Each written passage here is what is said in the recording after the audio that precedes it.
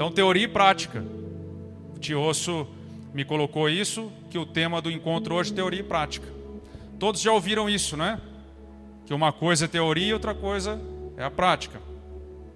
Quando você ouviu isso, a situação era a seguinte: falar é fácil, o difícil é viver o que você fala. Não é assim que a gente ouve? Falar é fácil, o difícil é viver de acordo com o seu discurso.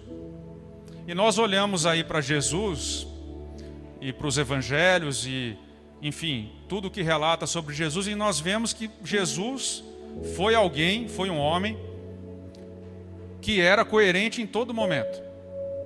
Ou seja, ele praticava o que falava. Tudo que Jesus falava como teoria, ele praticava. Tudo que Jesus ensinava por meio da palavra, ele praticava depois. Jesus era uma pessoa extremamente autêntica, extremamente coerente com o seu discurso. E o contrário de coerência, de ser coerente com o seu discurso, quando nós vivemos o que falamos, somos coerentes, não é assim?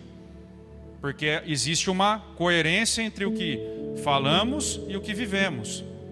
E quando nós não vivemos o que falamos, nós somos o quê? Hipócritas. E não é à toa que Jesus teve muito problema com hipócritas.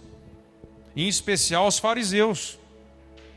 Boa parte dos fariseus daquela época, que tinham um discurso, mas viviam de uma forma totalmente diferente. Jesus, como era uma pessoa autêntica, como era uma pessoa coerente, teve muito problema com quem vivia dessa forma, que tinha um discurso, mas praticava outra coisa. Jesus chegou a acusar os fariseus dizendo: olha, vocês além de não entrarem no reino de Deus, impedem quem quer entrar.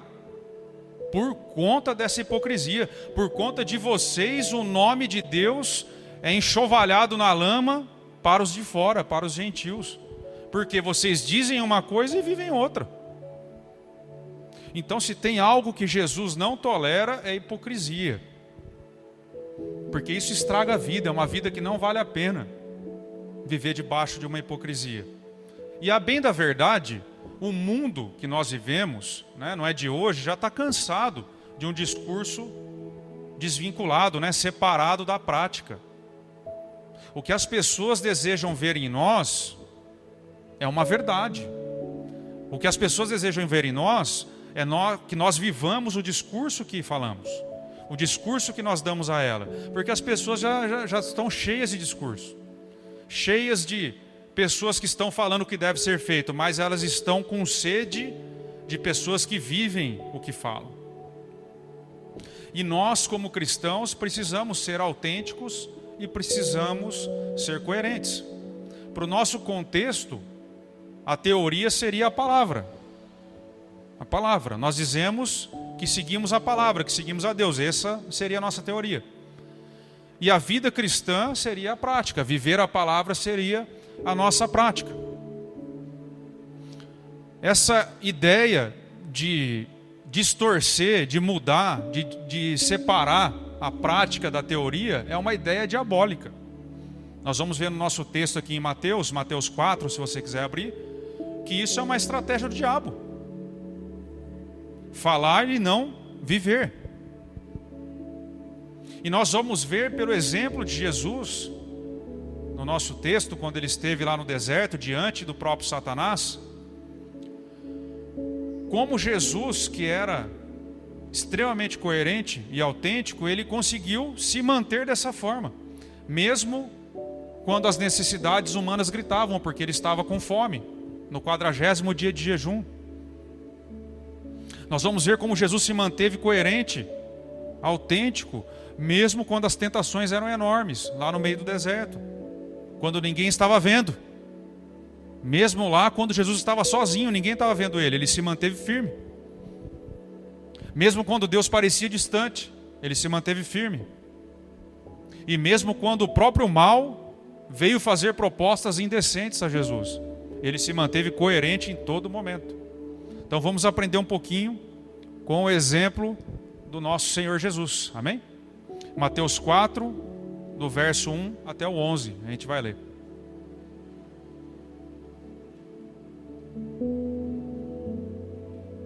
Mateus 4, 1 a 11. Diz assim: Então Jesus foi levado pelo Espírito ao deserto, para ser tentado pelo diabo. Depois de jejuar 40 dias e 40 noites, ele teve fome.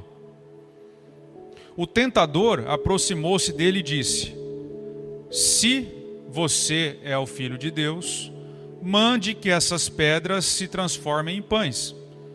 Jesus respondeu: Está escrito: Nem só de pão viverá o homem, mas de toda a palavra que procede da boca de Deus.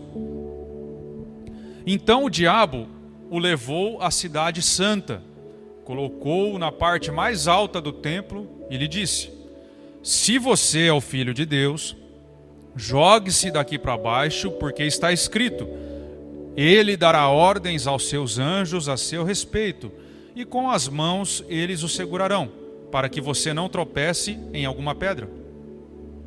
Jesus lhe respondeu: Também está escrito: Não ponha à prova o Senhor seu Deus. Depois disso, o diabo o levou a um monte muito alto e lhe mostrou todos os reinos do mundo e o seu esplendor. E lhe disse: Tudo isso eu lhe darei, se você se prostrar e me adorar. Jesus lhe disse: Retire-se, Satanás, pois está escrito: Adore ao Senhor seu Deus e somente a ele preste culto. Então o diabo o deixou e anjos vieram e o serviram. Amém. Até aqui. Vocês viram aí no capítulo 1, no verso 1, que o diabo diz o seguinte: Se você é o Filho de Deus, mande que essas pedras se transformem em pães. Jesus lhe respondeu: Está escrito: Nem só de pão viverá o homem, mas de toda a palavra que procede da boca de Deus. Então vocês percebam que Satanás coloca em dúvida uma verdade da palavra. Porque ele coloca assim: se você é filho. Satanás entra em Jesus e ele entra assim em nós também, colocando uma dúvida. Não é você é filho, é se você é filho. Mas ele propõe uma verdade: nós somos filhos de fato. Mas depois dessa proposta inicial, dessa afirmação inicial, se você é filho, ele propõe algo estranho em seguida. Se você é filho, transforma essas pedras em pães.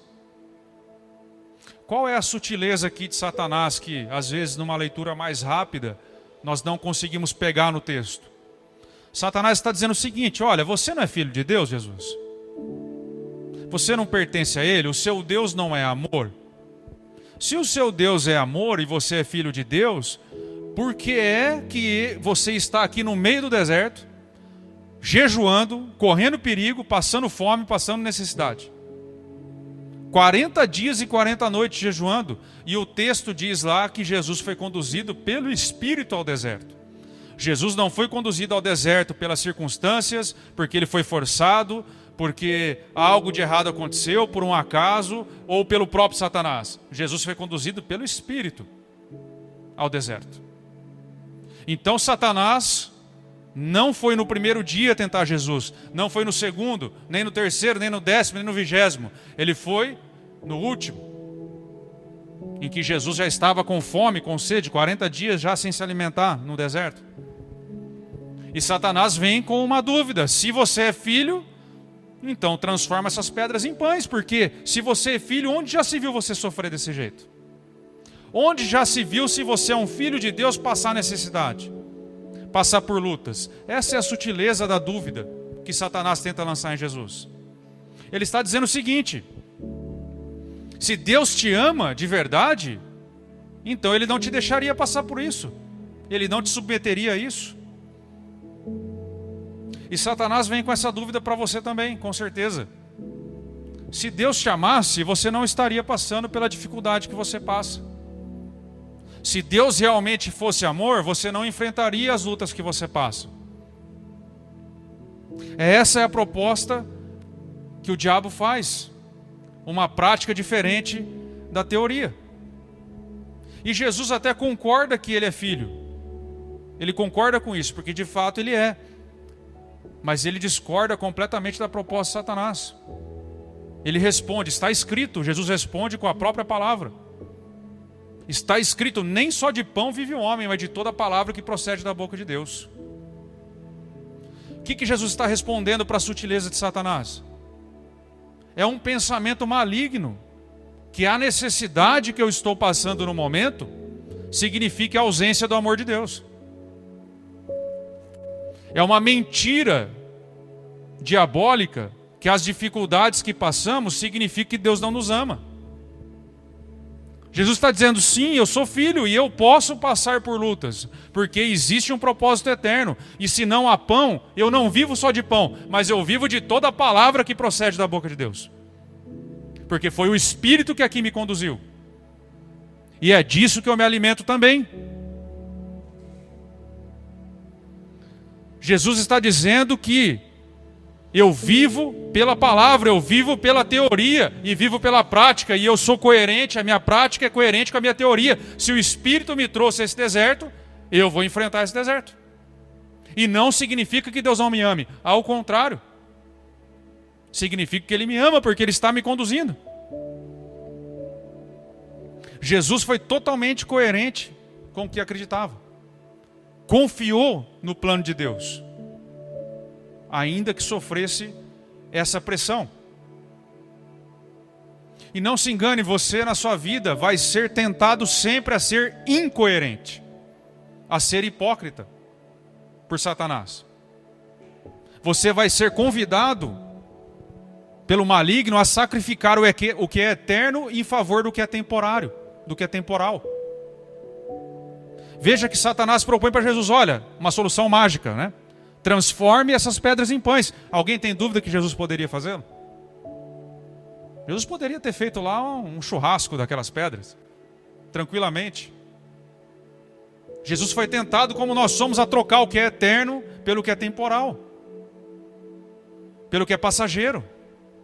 Mas Jesus diz, não vou trocar o plano de Deus por uma questão temporal, porque se eu transformo essas pedras em pães e como, daqui 10 minutos eu estou com fome de novo. Não é essa a solução. Não é isso que eu vim fazer. Não é esse o propósito. E nós vamos sempre ser tentados a trocar o que é eterno pelo que é passageiro. A trocar o que é eterno pelo prato de lentilhas que o diabo oferece. Assim como aconteceu com Esaú. Trocou a bênção de Deus por um prato de lentilhas. E esse prato de lentilhas ele vem de várias formas. Prazeres, dinheiro, drogas.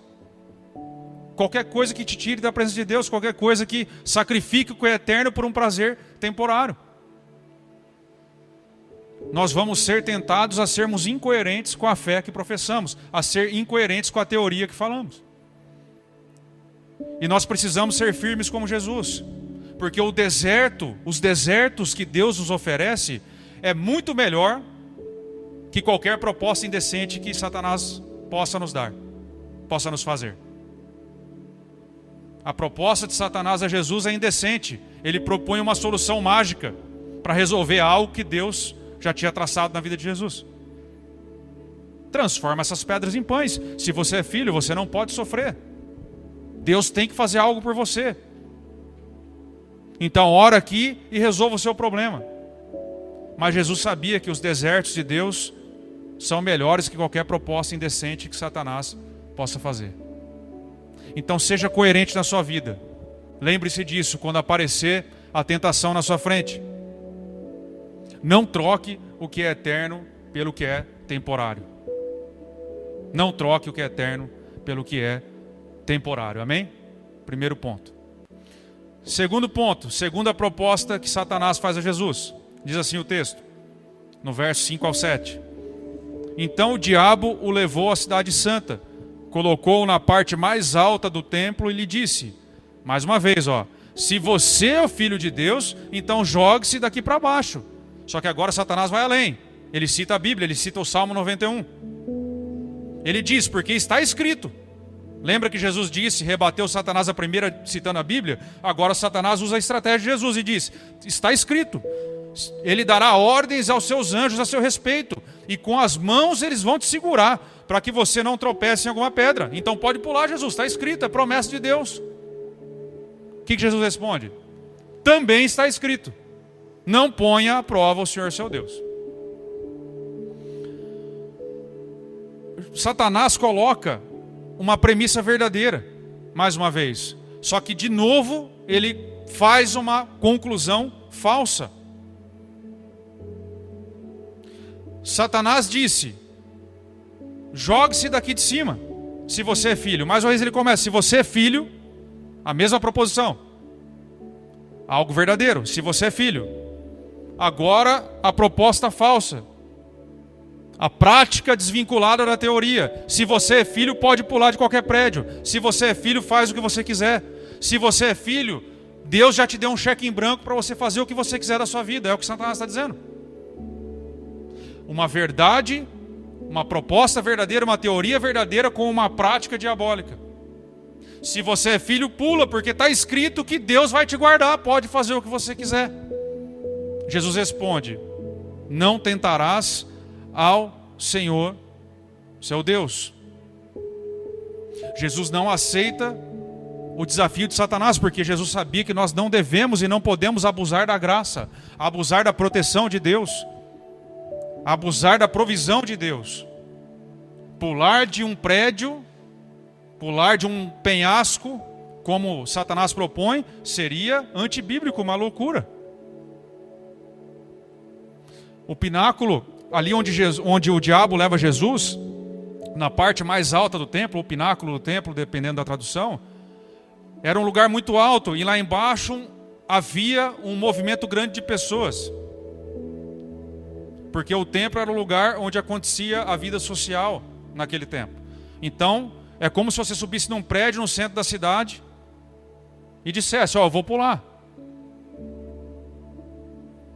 Essa é a proposta de Satanás. Olha, vai lá, Jesus, no ponto mais alto do templo, olha para baixo, a multidão vai estar lá e você pula. Agora, qual que é a sutileza por trás do texto, que às vezes a gente não percebe? Imaginem vocês, Jesus sobe no templo, no alto do templo, e diz, eu vou pular, a multidão está olhando.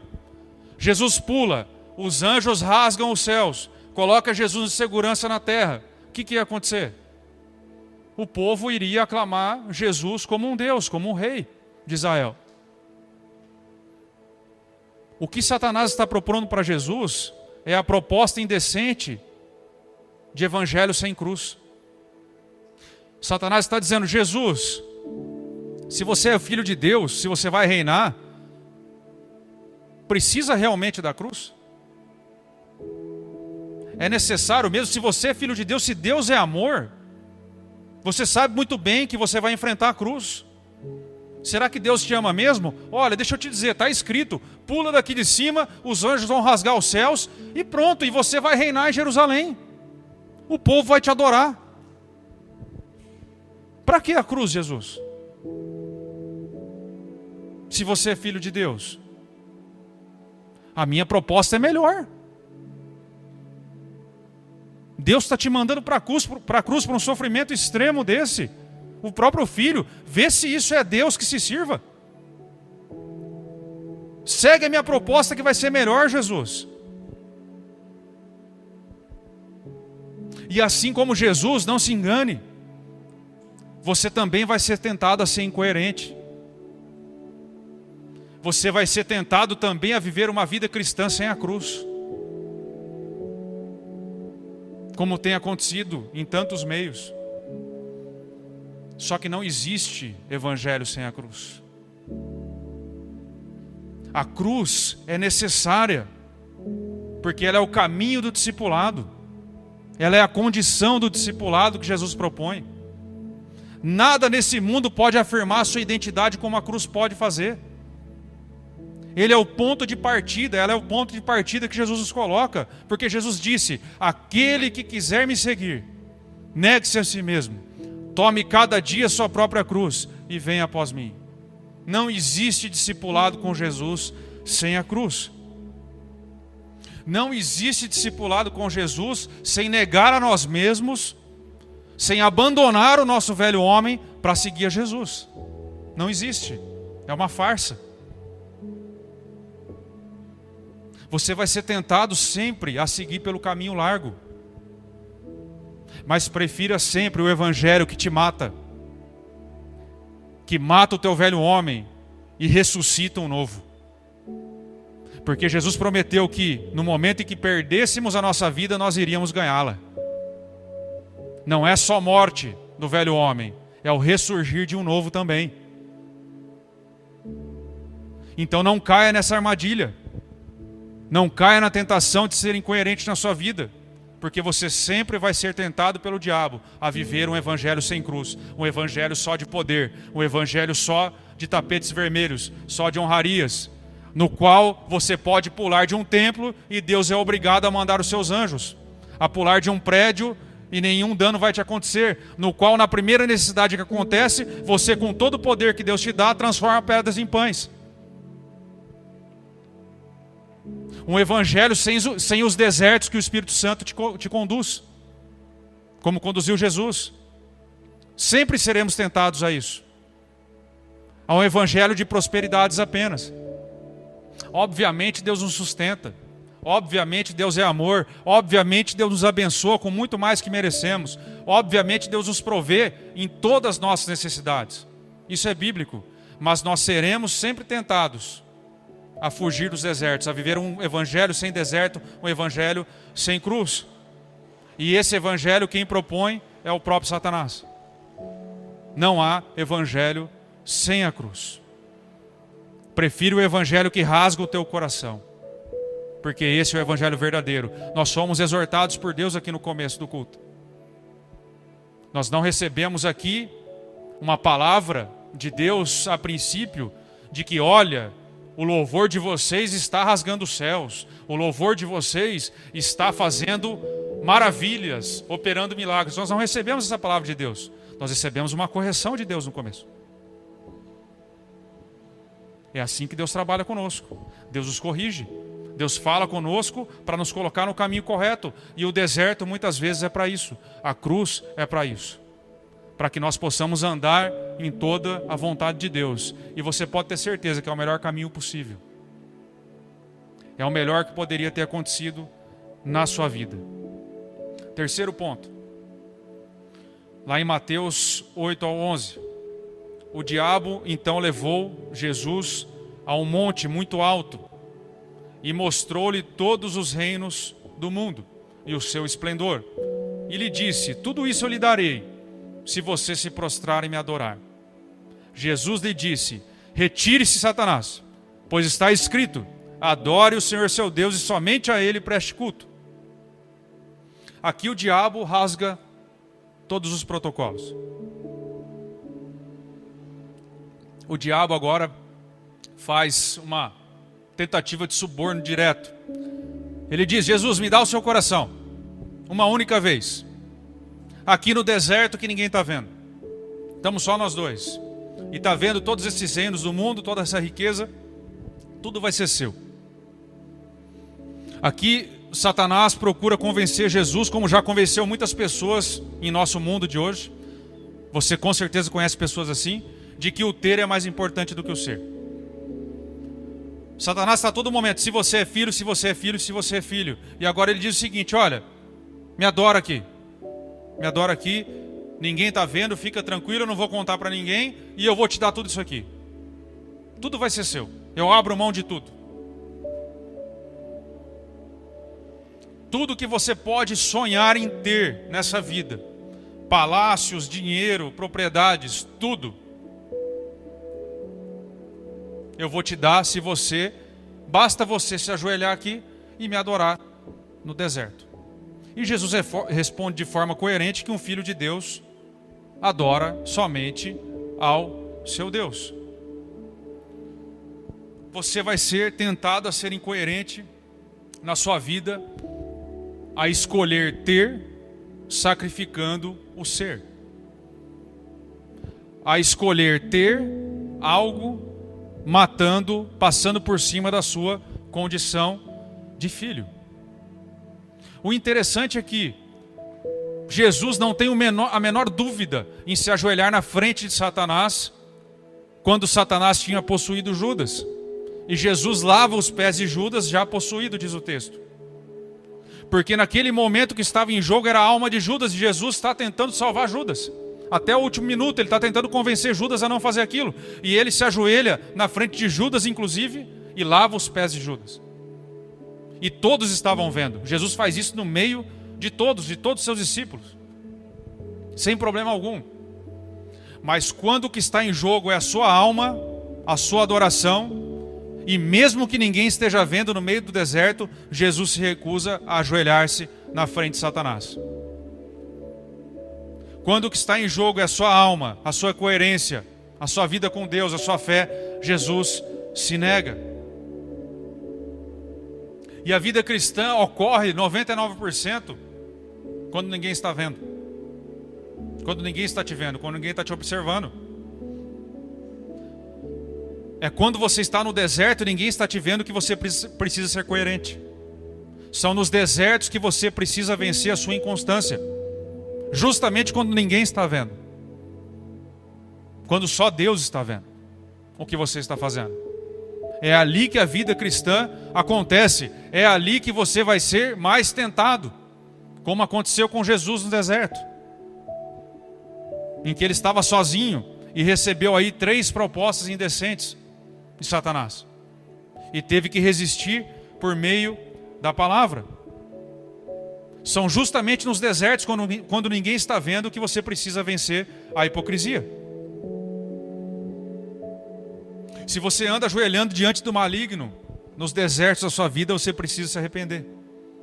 Para adorar apenas ao seu Deus e voltar a ser coerente. Amém? O Ministério de Música pode subir, por favor. Você pode se colocar em pé. A gente vai finalizar.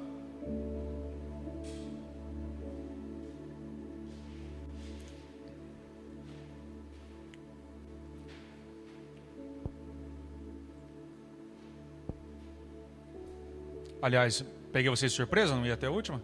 Ia, né? Então tá bom. É que vocês estão com uma cara meio assustada, achei que eu tinha pegado de surpresa. Conclusão, irmãos. Para a gente concluir. Diz o último versículo do texto que lemos.